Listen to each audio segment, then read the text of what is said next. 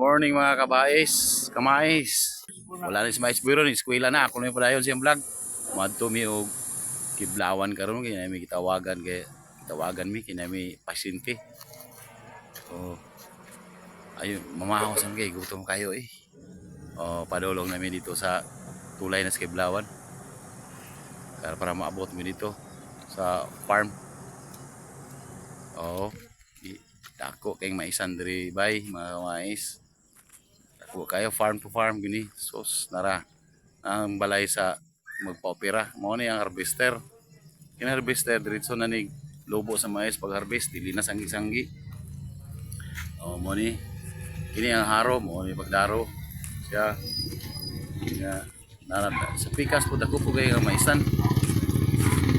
Po kay nga maisan diri farm na kini sa iba.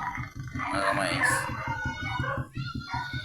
Karon ani sa uli gilutuan mig manok. Gilutuan mig manok ni Bus toto para busog kini kuan so pira na mo sa kuan pasyente. Nana mo mga aparatos may injection na nag-opera na mig sugod mga kamais. O gikuan na mo ang traktor man ko ni kay giayo ni. Unya gibiyaan na wa na mo balik nagdison nagbalik. Mo na kami gitawagan para mo balik ani unta makalayan. Oy maniudto na mi luto yung manok.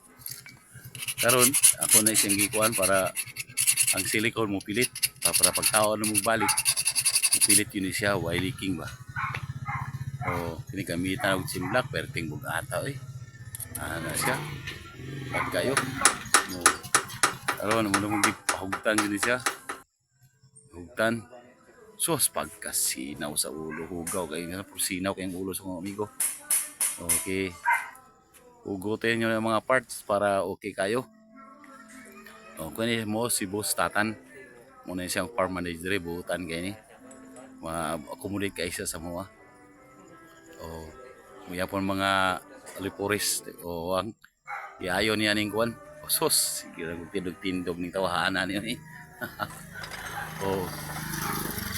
mo ni siya sos wala ang handbrake ang problema ang handbrake ato sos ang kubutan na kining kubutan kami po yung nag-ayo ani kining pump among giayo ani kaloy sa Dios ni daga na siya mi trabaho na ni daro na ana na kay kita mo yung mekaniko kinahanglan pasensyoso gyud mo ni ibutang nila sa tong dughan ang atong trabaho mo to ang kuan handbrake mong ipabanding o pretag bago mga o-ring mo ni mong ipangilis dito sa o-ring para way leaking karon pahugtan sa nako balik kay balikan pa na mo ni sunod adlaw para mo dagan na jud siya mga kamais. Okay, with my next vlog mga kamais, please support. Bye.